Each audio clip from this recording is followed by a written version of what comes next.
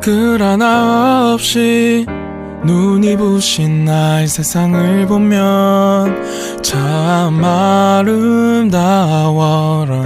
향기로운 꽃 우뚝 솟은 나무 옆에 보이는 빌딩도 너무 예뻐라. 어떻게 이렇게 나 예쁠 수가 있는지 누군가가 없었다면 가능이나 했을지. 하지만 저기 저 끝에서 여기를 지나서 반대편 끝까지 복잡한 일상은 가득해. 엄청난 전쟁, 그게 전쟁이지만 아름다운 걸 보려면 한 발자국만 뒤로 빼. 복잡한 일상, 가득한 일상에만 빠져 있으면 절대로 볼 수가 없어 아름다운 거. 그때 내가 가야 할 곳 stop. 주님은 내 피난처, 주님은 내 피난처. 하루의 시작을 주님과 함께 12월 19일 매일 성경 큐티를 시작하도록 하겠습니다. 오늘 함께 읽을 성경은 역대하 35장 20절에서 27절까지입니다. 우리의 몸과 마음, 뜻을 다해서 함께 읽도록 하겠습니다. 요시야가 성전을 위해 이 모든 일을 한 후에 이집트의 느고 왕이 갈그미스를 치려고 군대를 이끌고 왔습니다. 갈그미스는 유프라테스 강가에 있는 마을입니다. 요시야는 느고와 맞서 싸우려고 나갔습니다. 그러자 느고가 요시야에게 사람들을 보내어 말했습니다. 요시야 왕이여, 그대와 나는 싸울 이유가 없소. 나는 내 원수와 싸우러 온 것이지 그대와 싸우러 온 것이 아니오. 하나님은 나더러 서두르라 하셨소. 하나님은 내 편이시오. 그러니 하나님과 싸우려 들지 마시오. 그랬다가는 하나님께서 그대를 멸망시킬 것이오. 그러나 요시야는 되돌아가지 않았습니다. 요시야는 아무도 알아보지 못하게 변장을 했습니다. 요시야는 느고가 하나님의 명령을 받아 한 말을 듣지 않았습니다. 요시야는 묵깃도 골짜기로 싸우러 나갔습니다. 싸움을 하다가 요시야 왕은 화살에 맞았습니다. 요시야가 자기 신하들에게 말했습니다. 나를 다른 곳으로 데려가다오. 내가 심하게 부상당했다. 그래서 신하들이 요시야를 들어 전차에서 내린 다음 요시야가 전쟁터에 가져온 다른 전차에 옮겨 태워서 예루살렘으로 데려갔습니다. 요시야는 예루살렘에서 죽었습니다. 요시야는 그의 조상들이 묻힌 무덤에 묻혔습니다. 온 유다와 예루살렘 백성이 요시야의 죽음을 슬퍼했습니다. 예레미야가 요시야에 관해 슬픈 노래를 지었습니다. 오늘날까지도 모든 노래하는 남자와 여자는 그 노래들을 부르며 요시야를 기억하고 기념합니다. 이스라엘에서는 그 노래들을 부르는 것이 관습이 되었습니다. 그 노래들은 애가집에 적혀 있습니다.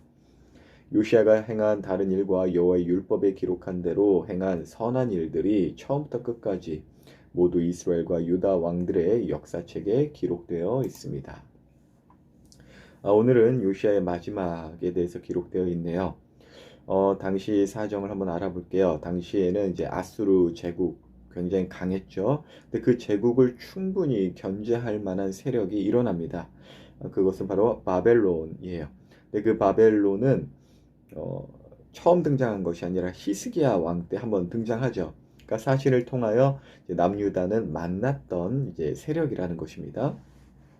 그때 히스기야에게 이제 바벨론이 이제 온 이유가 그거예요. 그러니까 병을 고침받았다는데 어떻게 고침받았는지, 그리고 저 큰 강대국인 아수르를 어떻게 그 단번에 이겼는지, 그 여러 가지 또 신비로운 표적들이 무엇인지 그것을 이제 궁금해하면서 히스기야에게 그 답을 듣고 싶어 왔죠. 근데 히스기야는 하나님의 능력과 은혜를 드러내기보다는 자신의 보물 창고를 보여주면서 이제 자신의 능력이나 자기를 이제 드러내고 하나님을 드러내지 못했어요. 그러니까 이 내용들 쭉 이제 성경을 같이 읽고 묵상한 분들은 아실 것이에요. 그런데 이 사건으로 하나님께서는 이제 히스기야에게 예언을 하시죠. 너희 자손과 그 보물들, 너가 보여진 그 보물들 다 바벨론에 빼앗기고 이제 바벨론에 속할 것이다라고 하셨죠. 네, 이제 히스기야가 죽고 난 이후에는 이제 남유다가 심각한 우상 숭배에 이제 빠지잖아요. 그래서 이제 망가질 대로 망가지다가 요시야라는 이제 하나님만을 섬기는 왕이 나타나서 남유다의 부흥을 일으킵니다. 하지만 동시에 요시야는 이제 눈물을 흘렸던 사람이라고 지난번에 나누었어요. 왜냐하면 성전 보수 과정에서 발견된 율법책과 선지자의 예언을 딱 들어보니까 남유다가 하나님의 심판을 받아서 멸망을 할 것이다라는 그 예언이죠. 히스기야도 이제 그런 예언을 받았고요.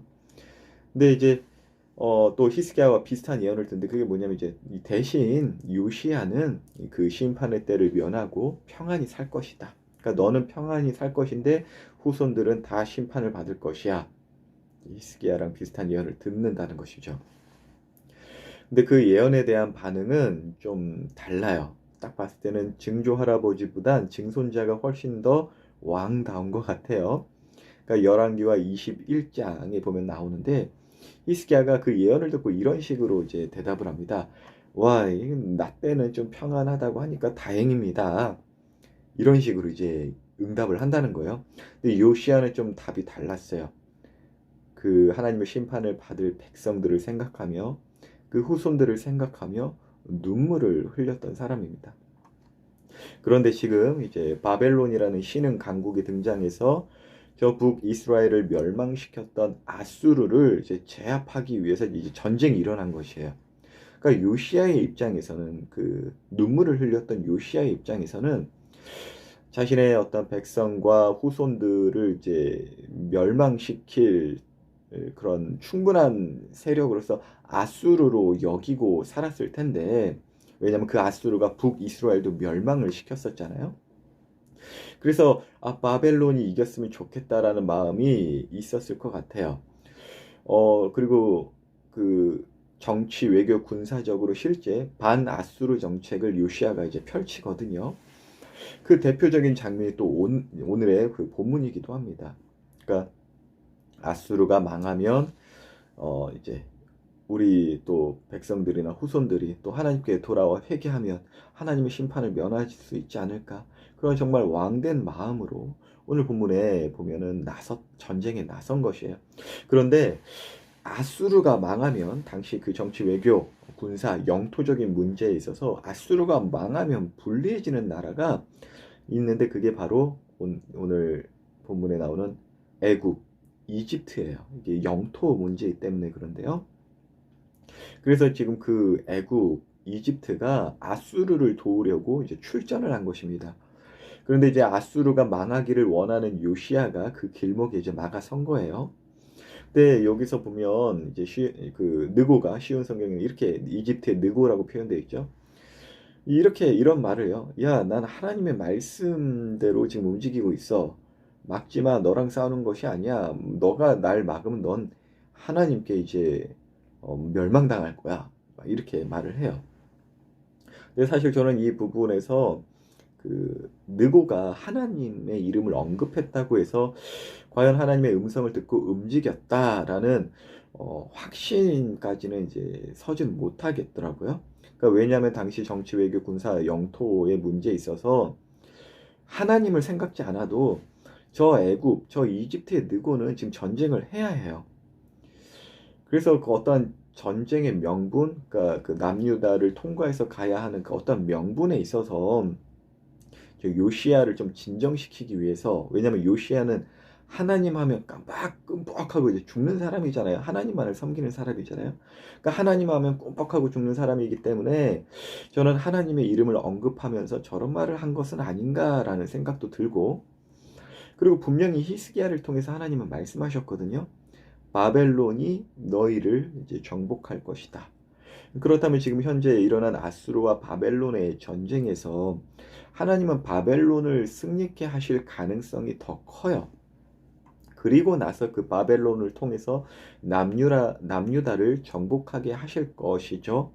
어떤 말씀에 따른 그 오늘 본문의 그 현장의 해석을 해본다면 그렇게 될 텐데, 다시 말해서 바벨론의 승리가 하나님의 뜻일 텐데, 그 반대편에 서서 아수르 편에서 전쟁을 하려고 하는 느고의 이야기가 과연 하나님의 뜻일까라는 생각이 저는 묵상 가운데 들었다는 것입니다. 물론 느고가 하나님의 음성을 들을 수도 있고 하나님의 마음 따라 움직였을 수도 있긴 하겠지만 그것이 과연 느고를 위한 계획이셨을까요? 저희는 이제 성경을 이제 66권 한 권으로 갖고 있기 때문에 분명히 알고 있죠. 어떤 히스기야나 또 모세, 오경을 통해서나 또 요시야가 들은 예언이나 또 우리는 이미 그 결과의 내용을 알고 있기 때문에 하나님의 뜻은 바벨론의 승리였을 것이다라는 걸 우리는 분명히 알고 있습니다. 왜 이런 긴 이야기와 각각의 인물들의 사연, 각국의 그런 어떤 사정들을 이야기하냐? 첫째, 오늘 이제 장면에서 요시야의 어떤 모습을 보고 함부로 판단을 해서는 안 된다는 것입니다. 그게 뭐냐면 하나님을 대적하여 지금 요시야가 느고를 가로막았다 이렇게 함부로 판단할 수는 없어요. 왜냐면 요시야는요, 너는 평안히 살겠지만 백성과 후손은 심판을 받아서 아주 괴로울 것이다 라는 그 예언을 듣고 눈물을 흘린 요시야잖아요. 비슷한 예언을 들었던 히스기야는 나 때는 평안하니까 다행이다 이렇게 했지만, 그리고 요시야도 나 때는 평안하게 살게 해주신다니까 평안하게 있을 수도 있어요. 그런데 지금 딱 보니까 어떤 면에서는 하나님의 심판의 도구로서 아수르가 이렇게 예상이 되는데, 저 아수르가 망한다면 또 우리 백성들을 내가 잘 말씀으로 양육해가지고 하나님의 궁유를 얻게 한다면 하나님의 심판이 사라지지 않을까. 그 속에서 정말 불구덩이로 들어가는, 정말 우리를 위해서 이 세상이라는 심판이 예언되어 있는 이 불구덩이 속에 들어온 예수님의 모습이 오히려 보인다는 것입니다. 둘째는 이거예요. 저 느고가 하나님의 음성을 실제 들을 수도 있고 아니면 지 하고 싶은 것 그냥 하나님의 마음이라 생각하고 함부로 하나님의 뜻이라 이야기할 수도 있겠지만, 둘 다 무엇이든 상관없이 지금 우리는 요시야를 통해 알아야 하는 것이 있는데, 그것은 우리가 예수님을 믿고 또 우리가 신앙생활을 한다는 것이 단순히 죽음이나 나의 피해, 나의 어떤 어려움을 면하기 위해서 이 땅에 사는 것이 결코 아니라는 것입니다. 우리가 이 땅에서 신앙생활을 하는 것, 예수님을 믿고 따르는 것은 하나님의 뜻대로 살기 위함입니다. 그러니까 하나님의 뜻대로 살다가도, 하나님의 마음을 품고 살다가도 우리는 죽을 수 있어요. 병에 걸릴 수 있고요. 가난해질 수 있습니다. 그런데 죽기 싫어서, 병에 걸리기 싫어서, 가난이 싫어서 하나님을 따른다면 저 느고처럼 자신의 유익이 하나님의 음성이라고 착각하거나 하나님을 저 말 못하는 우상처럼 여기면서 신앙생활을 하거나, 아니면 반대로 하나님이 아니라고 하더라도 나의 유익이나 나의 병을 고쳐주거나 나의 어떤 가난에서 벗어나게 해준다면, 하나님이 아니다고 하더라도 그것들을 쫓아갈 수 있다는 것입니다. 우리의 신앙생활의 동기 부분을 한번 생각해 봐야 한다는 것이에요.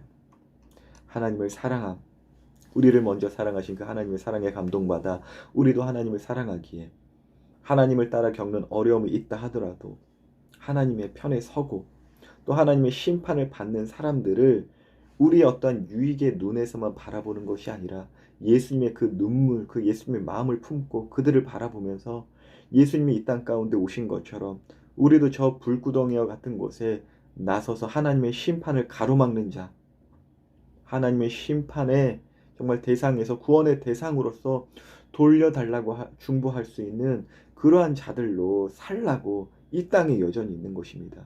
그렇지 않다면, 하나님께서 구원하시고자 한다면 지금 그냥 싹 다 그냥 새 세상 만드시면 돼요. 뭐하러 우리 인생 7, 80 어렵게 살게 하시겠습니까? 이 땅의 복음을 듣지 않는 자들에게 복음을 전하라고, 그 불구덩이로 뛰어 들어가라고 우리에게 사명을 주셨다는 것, 우리는 꼭 기억해야 합니다. 다시 말해, 왜 저 요시야가 저 전쟁의 불구덩이 속에 들어갔는가? 단순히 하나님의 뜻을 알아차리지 못해서 못할 수도 있죠. 우리는 하나님의 뜻 온전하게 다 알 수 있는 것 어느 신학자라도 감히 이야기 못합니다. 하지만 요시야 마음 안에는 하나님의 마음을 닮은 궁율과 또한 참된 왕 되신 그 예수님의 마음이 분명히 또 있었습니다. 그리고 예수님처럼 하나님의 심판으로 보이는, 또 심판이죠, 그 모습으로 죽음을 맞이하게 되죠. 그리고 그 죽음을 맞이한 백성들의 반응이 이제 후반에 오늘 본문 후반에 나오는데, 저거 봐, 하나님의 뜻대로 살지 않으니까 죽잖아. 아니야, 저 요시야 겉으로 봤을 땐 신실한 것 같은데 무슨 잘못을 하나님께 저질러서 저런 일을 당한 걸 거야. 이랬을까요? 결코 그러지 않았습니다. 요시야의 죽음이 어떤 죽음인지 백성들은 알고 있었던 것이죠. 세상 사람들은 예수님의 죽음이나 또한 예수님의 마음을 품고 순교한 선교사님들이나 어떤 우리 성도님들을 두고 뭐 성부 하나님의 아동 학대다, 뭐 개죽음이다, 하나님이 살아계신다면 왜 저런 사람들은 더 먼저 데려가시냐, 더 힘들게 하시냐, 별소리를 다 하지만 우리는 그 안에서 하나님의 마음을 볼 수 있어야 되고, 하나님의 거시적인 계획 안에서 여전히 하나님은 그들을 이끄셨다라는 것을 알고 있어야 합니다. 굉장히 아이러니하게도 분명 오늘 본문에서 보여지는 이 세상에서 보여지는 그 요시아의 죽음은 괴로운 일, 정말 개죽음처럼 보일 수도 있지만 요시아 개인에게 있어서, 그리고 하나님과 요시아의 관계에 있어서는요, 하나님의 예언이 이루어지게 된 것입니다. 곧 요시아에게 참된 평안이 얻어지게 되었다는 것이죠. 오늘 본문의 그 전쟁 이후 남유다와 주변 국가들이 겪는 일에 대해서 우리 이제 계속적으로 이제 짧게나마 이제 볼 텐데, 하나님의 심판이 아주 강하게 이제 일어납니다. 정말 그 땅에서 포로로 잡혀가고 모든 힘든 일을 다 겪는데, 그 땅에서 일어날 그 힘든 일, 그 심판을 요시아는 결국 그 심판을 면하게 되었다라는 것이죠. 그래서 오늘 참 묵상을 하는데, 이제 12월 정도 되면은 날씨도 춥고 하여지면서 저한테는 그런 이제 기억이 다시금 떠오르는 게 뭐냐면, 아버지의 소천하신 날이 이제 곧 다가오거든요. 그러면 아이고, 다른 분들보다 좀 일찍 돌아가셨어 라는 아쉬운 마음도 있지만, 생각해보면 아프지 않고 하나님 품에서 또 그 과정 가운데 예수님을 영접하시고 또 우리의 어떠한 관계들을 본다면 하나님 품에서 거하시는 것이 참된 평안이시겠구나. 그리고 하나님의 그 거시적인 그 뜻 안에서 우리를 외면치 않으셨구나. 하나님은 이러한 오히려 감사가 더 기억나는 요즘에 또 추운 날이기도 합니다. 그리고 영원한 날에 아버지와 또 우리 성도님들과 모두가 다 함께 만나서 또 행복한 또 날들을 보내겠죠. 그래서 오늘 마지막으로 나누고 싶은 것, 셋째, 하나님은 결코 실수하지 않으십니다. 우리의 작은 눈으로 봤을 때 우리의 뜻대로 되지 않는 것들이 세상에 참 많죠. 그러나 그래도 괜찮은 이유는요, 하나님의 뜻대로 모든 것은 완벽하게 지금 이루어지고 있기 때문입니다. 오늘도 이러한 세상에 알 수 없는 이 평안이 여러분과 또 저희들 우리 모두가 가정에도 학교에도 함께 있기를 예수님의 이름으로 축복합니다.